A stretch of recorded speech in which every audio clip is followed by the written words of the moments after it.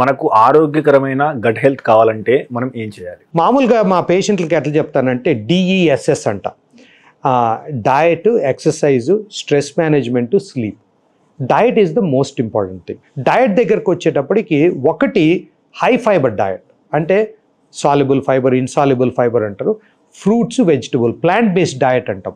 కొంచెం animal products తగ్గించి egg, chicken తినాలా, దానికి ప్రోటీన్, దానితో ఉండే అడ్వాంటేజెస్ ఉంటాయి. But more fruits, vegetables.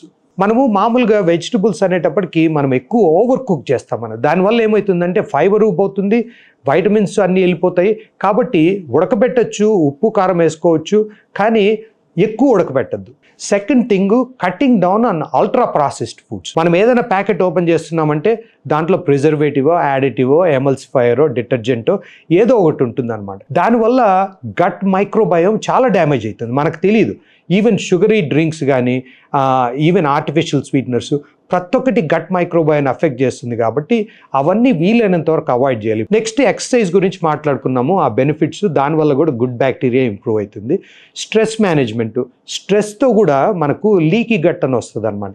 దాంతో ఆ ఇంటెస్టైనల్ బౌల్ బ్యారియర్ అని ఒకటి ఉంటుంది అనమాట.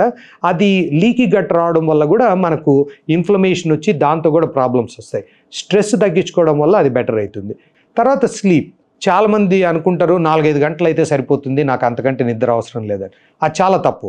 7 గంటలు మినిమం అందరికీ కావాల్సిందే మనకు.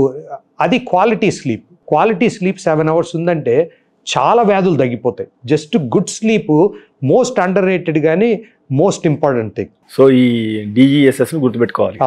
మీరు తీసుకునే అదే మందులు, అదే నాణ్యమైన మందులు మెడ్ ప్లస్ బ్రాండ్స్ పై సగం ధరకే.